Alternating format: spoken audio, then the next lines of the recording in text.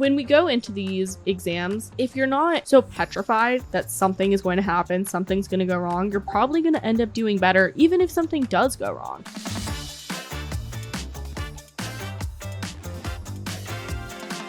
Yo! Hello. Welcome to the 7Sage LSAT podcast. My name is Henry Young, and I'm joined with my co-host, Aastha and Now, this week we had a different episode planned, but we wanted to put a pause on that to talk about what happened in August. There was a lot that happened in August 2023. We tried out a new Leo season happened in August, baby. Let's go. Talking about the August exam, though, there were quite a few things that happened, and we had a lot of students, a lot of clients reaching out to us about what to do, right? And how to handle something like that. So for those of you that might not know, in August, the LSAC switched over to a different proctoring service. So they went from ProctorU, which they had used pretty much since COVID started and had been doing virtual exams, to Prometric. Now, Prometric had two kind of main features to it. One was the in-person testing centers, and the second were the online, they just kind of switched over their proctoring service. From what I heard, at least, I don't know if you heard anything different, Henry, but the people who took the test in person had a pretty decent time. No major issues. Everything seemed to work out pretty well. But a lot of people who took the test online using Prometric had serious proctor issues where the proctor just didn't show up. Their proctor left halfway through the exam. And as a result, many people weren't able to finish the test when they planned to do it in August. So we've had a lot of people reaching out to us about retakes, right? What to do in the time in between retakes, how to study when you know that you're ready for the exam. So we thought it'd be best to, spend an episode just kind of talking about the different things to consider and what to be thinking about when you are retaking. So before we kind of get into that, Henry, I'd love to hear from you. What'd you hear about the August exam? I know you work a little bit more closely with students than I do. What was the story? Honestly, most of my clients had a pretty smooth experience, I think. Really? Okay. Fairly smooth. One of them did not and will be retaking in September. Mm-hmm. So, yeah. I mean, but this is nothing new. Yeah. It's nothing new. That's I've talked a little bit about this in the webinar. Like, at this point, there's always something that happens. Yeah. There really is always a day which there's going to be a mass amount of technical errors. Has there ever been a smooth testing experience where everything went perfectly, at least technically? Probably not. I mean, I can't remember one. Yeah. Not mine. Yeah, Did not yours go mine smoothly? either. No. Yeah. And we both took it years ago. So this is something that just constantly happens. And it's a little bit, it's ridiculous in the sense that, they should be providing a testing experience that is uniform and smooth, where the hardest part is just the exam itself rather than taking the exam or even loading in and getting a proctor. But I also think, and this is what I try to tell my clients, you want to expect that there's something bad is going to happen. And it's not in a fatalistic way. Yeah. But it's more of a, why would you expect anything differently? Right? LSAC has not shown that, I shouldn't just blame LSAC because it's really, I guess it's their service instead, right? Mm-hmm. But these proctoring services have just not shown themselves to be reliable. Yeah. Ever. It's like a little fool me once, shame on you, fool me twice, shame on me kind of situation. Yeah. There's always a mass uproar afterwards. And I want to say it's rightful, right? In the way that, like you said, I buy a nice coffee, I want a nice coffee. But also, if I haven't been able to get a nice coffee for the past 2 months, I should kind of prepare for that. Yeah. Right? Like, hey, look, maybe I'm going to go down the street to this other coffee shop instead of just being upset. And now, of course, it's not me saying, don't be upset. A lot of it is just me trying to say, when you're taking this exam, I would just expect something bad to happen. Yeah. Right? And now, and it's not there's nothing you can do about it, but just prepare for that mentally. Mm-hmm. Just be like, it's okay. It's okay. If something bad happens on test day, it's going to be just fine. I totally agree. This is it's a test of habits.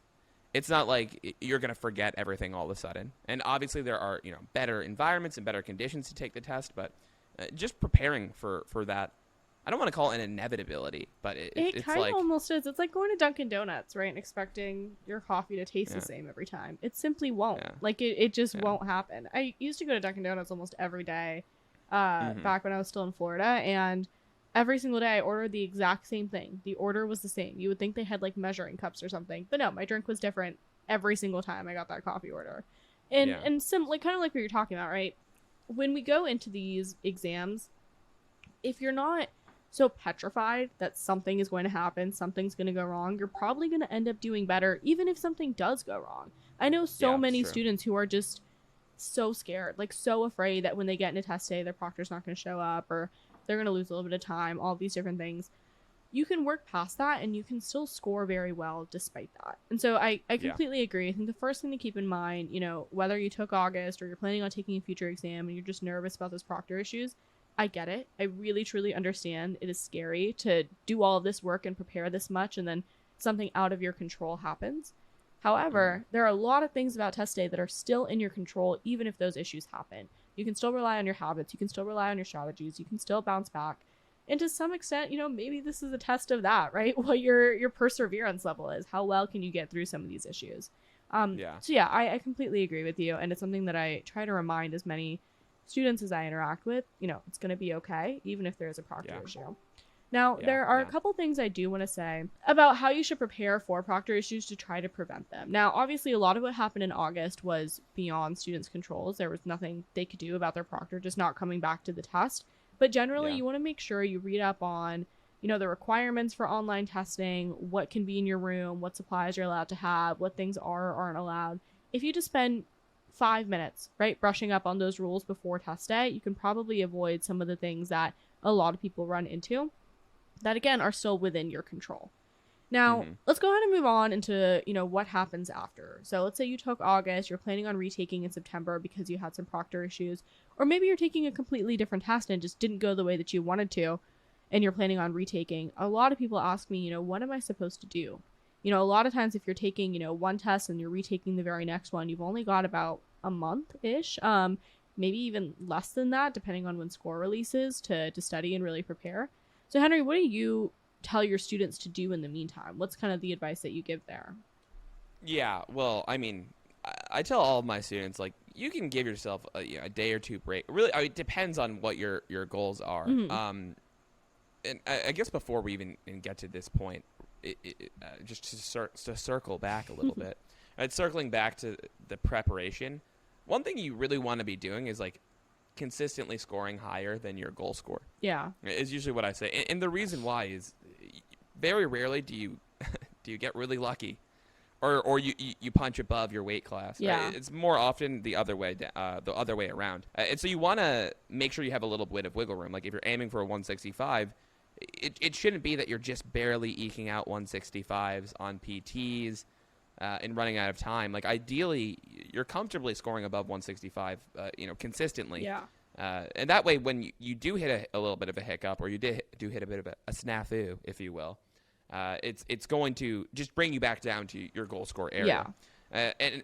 And in that vein too, when you are deciding like when you're going to take the test or preparing for the test, you really need to continue studying. Right? You really need to be in a place where you are consistently scoring above your goal score. That way, so when test day does come around, you can feel pretty confident. Like even if it's a really bad day, you'll still get somewhere close to where you want to be. Yeah. In regards to the space between retakes, I usually tell my clients like, give yourself a day, and depending how stressed out you are, right? Day two. But you got to keep studying. Right? Like, I don't know why you wouldn't. Yeah, absolutely. I mean, but obviously, well, I do know why you wouldn't, right? It's like, it's not particularly riveting or fun to study. You don't enjoy studying for the LSAT, Henry? Yeah, but you're really setting yourself up for a potentially bad outcome. If the score gets released, you realize you didn't do as well as you wanted to, and then you needed to study. And that you of the future would have been much happier had they continued studying. It wouldn't be as big of a deal. Absolutely. Right, so the way you want to look at this is like if you continue studying, it makes like the worst case scenario not so bad. Right? Your worst case scenario, you need to retake again, or you did worse than you thought you would. Well, you would much rather do worse than you thought you would and have an additional 2 weeks of studying under your belt than worse than you thought you would and feel like you didn't study at all. Yeah. Right. So that's what I usually say. It's like even if you don't even have a PT planned, or not a PT, a test in the future planned, I would still study. You never know. Yeah. Right? You really never know. It's 2 weeks. And 2 weeks is going to save you a lifetime of stress. Now, does that studying have to look like crazy? No. But at the very least, you're touching on something every day, right? At the very, you're keeping the the wheels greased. Is that a term? I think so. Oiled. Yeah, well oiled. You want to keep the machine. You got to keep the machine running. Yeah, okay? absolutely. Yeah. You got to keep the car moving. I'm really glad you mentioned that, because there are a couple things I want to say to that. Number one, there's only about a month in between test days, right? From one testing session to the next, depending on where you are in the year. Right now, we're kind of in the fall, so we had August, we're going to have September, October, and then November, right? And they're all about a month apart. The issue is, if you wait until score release to study, you've cut about half of the time you have in between tests. And the last 2 weeks before test day, ideally, is not about improvement. In an ideal world, the last 2 weeks before test day are about consistency, about trying to replicate the performance that you want to get on test day, right? Making sure you can get that score over and over again. You know exactly what mechanisms you're going to employ. And so if you are going into test day and you're not scoring 1 or 2 points above where you want to be, and you're just kind of hoping that you're going to squeak out the score that you want, you really, in my opinion, really should be studying through until score release. And if you end up getting the score that you want, great, right? It was 2 weeks of your life. But if you don't end up getting the score you want, you are setting yourself up to be in a much better position going into October. I had a student once who I worked with, and all those conversations kind of reminds me of her, because she was a chronic test delayer. Like, she just consistently pushed back her test day a month. And what ended up happening with that is every time we sat down to work together, we were 2 weeks away from test day. So every single time we sat down to work together, it was like, okay, we've only got 2 weeks left. We're going to brush up on these very, little things. I'm not going to fundamentally change the way you approach your test because it's coming up. And so we're going to brush up on these things, and then you're going to take it. And then every time we get to test day, she'd be like, I can't do this. I'm going to push it. And then she'd wait another 2 weeks. And then we'd be in the exact same position again leading up to the next test day. And we did this for like 4 test dates until finally I was like, we can't keep doing this, right? The last 2 weeks are not meant to be about, this huge dramatic 10-point change. I'm sure some people have done that before, but it is by no means the ideal situation to be in.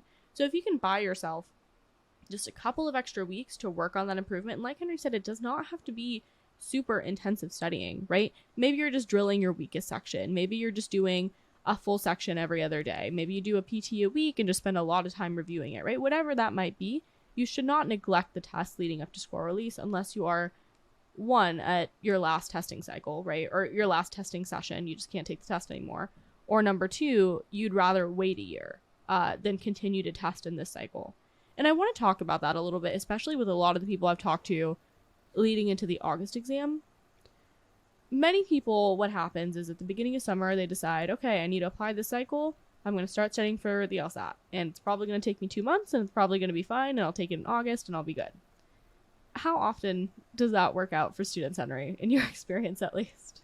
Very rarely. Yeah. Right? Like, we've talked a lot on this test about, what it takes to study for this test and do really well. And if you're aiming for, those 60s, 70s, those higher scores, 2 months typically is not enough time. So a lot of times students will get into August and realize I need significantly more time if I want to improve my score the way that I want to. Yeah. And then they'll just kind of be in this debacle of, do I take October? Do I take November? Is that going to be too late? Are my schools even going to accept January? All of this.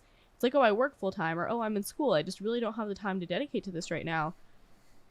To those people who are really, really struggling to cram in the test this cycle, I raise you an extra year. And I know you're raising them. I'm like an option. Like, I raise you an extra year. Yeah.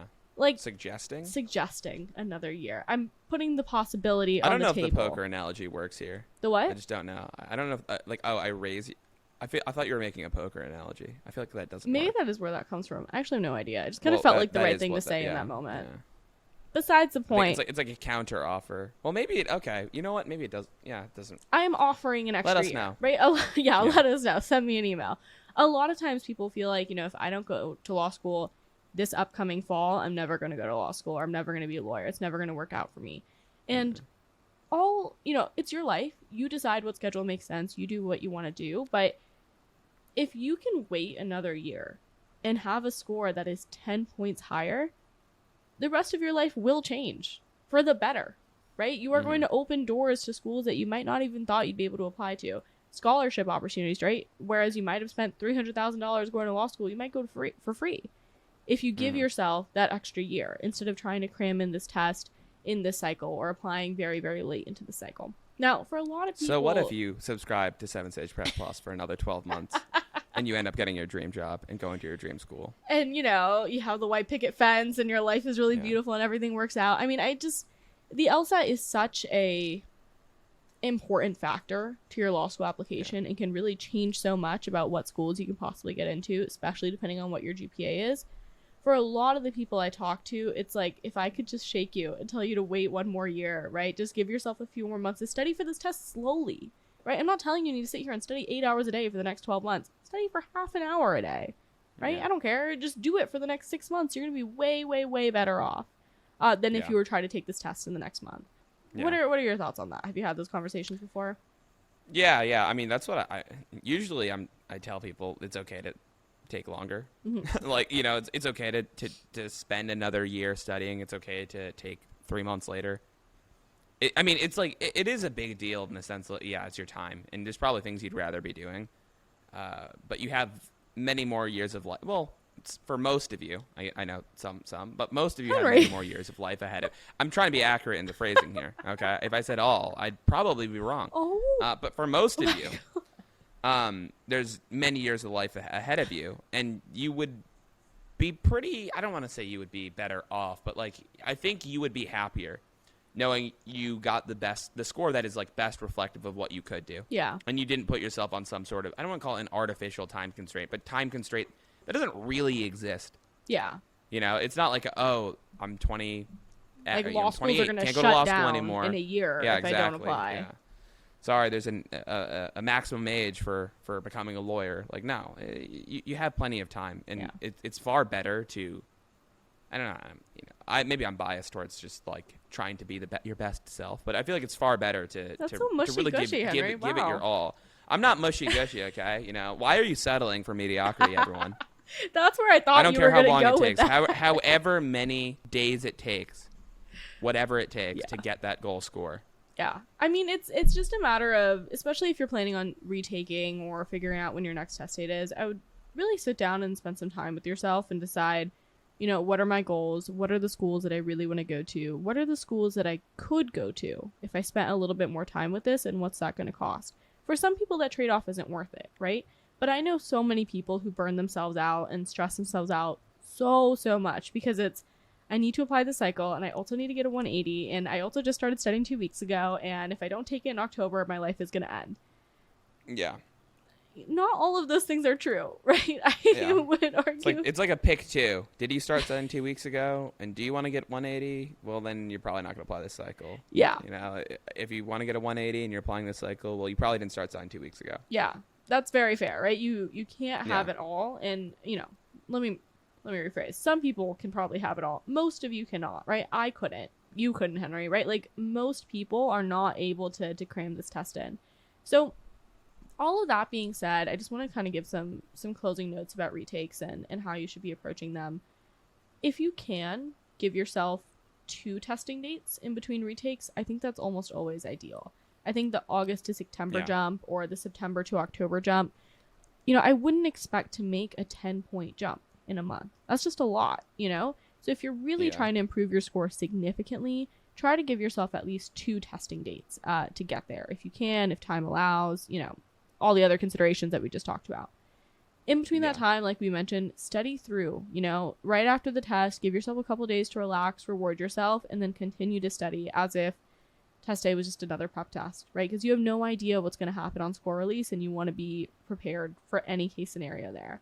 I'll add too, right? If let's say you are scoring above your PT and you're taking your first test, I would still have, then I would sign up for the next testing cycle right afterwards. That's fair. To be honest, even if you're doing, you want to have that option to retake the test, even if you don't end up using it. Yeah. If if money's not, barring other constraints, I think in a vacuum, it's far better. Even if you're applying this cycle, right? Signing up, if you take in October, signing up for November, it's going to help you. Just in case. And just at least stress-wise too. It's like you want to give yourself that option just in case, right? Not saying it will happen, but just in case. But you never know what's going to happen, right? Like, there could be proctor issues. You could have a bad day. You could get sick. Like, who knows? It's always stomach issues. Point. What'd you say? Stomach issues. Yeah, you could have a stomach ache. God forbid, And so I think that's a good point, though. If you're very close to your goal score, maybe you don't have to wait 2 testing cycles. But if you're trying to really increase your score by a significant margin and test days getting closer and closer and you're just not there, sign up for that test 2 test dates from then. You know, give yourself at least, right? Preferably sign up even later than that to give yourself as much time as possible, but at least sign up for that test day. Now, the other thing I'll say as far as prep goes for retakes, it makes sense, in my head at least, to pick 1 to maybe 3 things that you want to change about the way that you're approaching the test. And they don't have to be huge things, right? But change something from retake to retake. You don't want to just be replicating the exact same study habits that you've had the whole time that have not gotten you to the score that you want it to. Otherwise, you wouldn't be retaking. You know, our last episode, we talked about a lot of different ways to approach how to answer these questions, what order to answer them in, just for the sake of switching things up. Try to have some concrete things that you're trying to improve on. Maybe you're trying to improve specifically on, you know, those 1-2-star logic games. Maybe you're trying to improve your speed on parallel fault questions, right? Whatever it is, have something very concrete that you're working towards, because now you're past the point of I'm studying the test to learn the test and get the foundations down. No, if you're retaking, we've done all that stuff. Let's move on and have something very specific that we're working towards. Yeah. Awesome. So any other closing notes or anything else you want to impart? No, it's going to be okay. It is going to be okay. Keep studying. Yeah. Probably. No, it's fair. If it's not brutalizing your mental health. And if it is, take a little break, right? But, you know, depending on what your goals are and what you're working towards, the retake might make sense for you. I think the biggest question to be asking yourself is when you should be having this retake. And this episode isn't meant to kind of give you all the answers there. It's more so giving you the prompts to kind of think about those things, what considerations are important for you, and what you're really trying to work towards. And the last thing I'll say is, if you did take August and you had proctor issues, I'm sorry. I know it sucks to prepare that much for a test and you think you're ready and you're all good to go and it doesn't work out the way that you want to. This is me saying, you know, I hear you. I see you. It's going to be okay. You'll retake and you'll do even better than you ever imagined. So it's a good thing Aastha's sorry for you, because I'm not. Henry said you should have been ready. You should have known that was going to happen. Get it together. You're trying to be a lawyer now, okay? You're going to get people to not take the LSAT, right? No. Goodness. I'm being facetious here, but you know, hope for the best, plan for the worst. Yeah, absolutely. Give yourself enough time to execute. It's not a failure if you go under your PT score. Yeah, I did on my first test. A lot of people, especially people who score in the 170s. You know, a lot of them, it's not their first take, right? Retakes are very, very common, but hopefully that kind of gave y'all some consideration, some things to think about retakes. And if you have any questions specifically about your situation, you know where to find us. Feel free to reach out. Happy to chat. All right. Want to close us out? All right. Well, see you next week. See you next week. Bye.